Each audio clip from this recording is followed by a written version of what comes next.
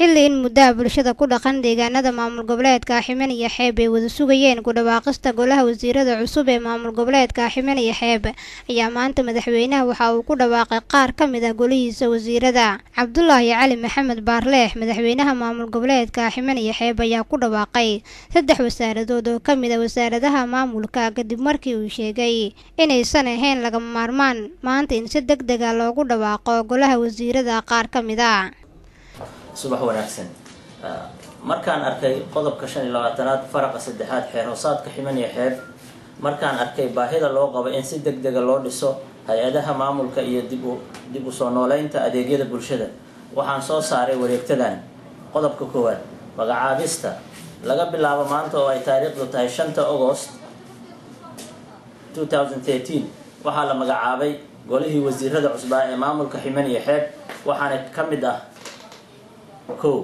قدر محمد فارح وزير كأبنجة لبا علمي كولاني علي وزير كبدة سدح محمد سهل علي عمر وزير كمالية وحان كلهم مقعابي دونا ساعدها صوص عدا وزير هذا انتي أكد مني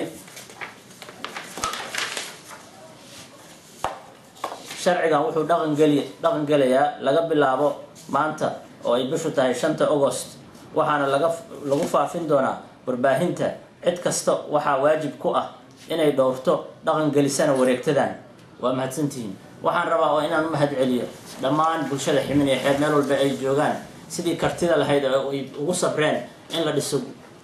golaha wasiirada iyo culaysadii badnaa ee soo maray waxaan u mahad celinayaa golaha baarlamaanka golaha wasiirada cusub golaha guurtida iyo bulshada rayidka oo ay soo mareen duruufo aad u adag isbuucyada la soo dhaafay duruufahaas oo maanta ay miraheeda ahaayeen inaan ku dhawaaqno golihii cusub ee wasiirada waa mahadsan isku soo wada duubo wasaaradaha maamul goboleedka Ximen iyo Xeeb ayaa waxay ka kooban yihiin 6 wasaaradood iyadoona maanta madaxweynaha maamul goboleedka Ximen iyo Xeeb oo si toos ah ugu dhawaaqay 3 ka mid ah wasaaradaha isagoona sheegay in 3 kale uu magacaabi doono saacadaha soo aadan deeqa uu karjino Samsa TV